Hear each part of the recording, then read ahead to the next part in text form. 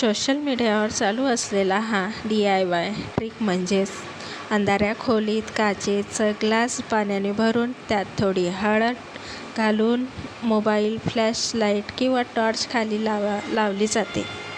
परिणामी पाणी सोन्याच्या रंगात चमकते, जणू जादूच. वैज्ञानिकदृष्ट्या हा प्रभाव करणारा प्रमुख घटक आहे कर्क्युमिन, जो प्रकाशाच्या विखरामुळे चमक दाखवतो. हा प्रयोग केवळ दृश्य प्रभाव निर्माण करतो. तर आता मी पाण्यात हळद टाकल्याने कोणते फायदे होतात ते सांगते. पाण्यात हळद टाकल्यास काय होते? जंतुनाशक गुणधर्म.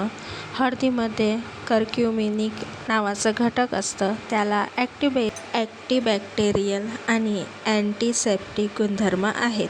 त्यामुळे हे पाणी जंतुनाशक बनते. त्वचा विकारांवर उपाय. हळद पाणी आंघोळीसाठी वापरल्यास त्वचेवरील पुरळ, लालसरपणा, खाज सुटणे यासारख्या त्रासावर आराम मिळतो. स्नानासाठी धार्मिक उपयोग. धार्मिक दृष्टिकोनातून पाण्यात हळद टाकून आंघोळ केल्यास शुद्धीकरण होतं असा विश्वास आहे. विशेषतः लग्न, पूजा-अर्चा किंवा सणासुदीच्या दिवशी याचा वापर होतो. नकारात्मक ऊर्जा दूर करण्यासाठी. काही लोक मानतात की पाण्यात हळद टाकून घरात शिंपडल्याने किंवा आंघोळ केल्याने वाईट शक्ती दूर राहतात. सौंदर्य वाढवण्यासाठी. त्वचेचा रंग निखरण्यासाठी आणि त्वचा स्वच्छ ठेवण्यासाठीही हळदीचं पाणी उपयुक्त ठरतं. आजारांपासून संरक्षण. सर्दी, खोकला, अंग दुखणे यावर हळद पाणी उपयोगी ठरू शकते.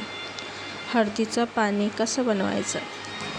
मी हळदीविषयी थोडीशी माहिती देण्याचा प्रयत्न केला आहे.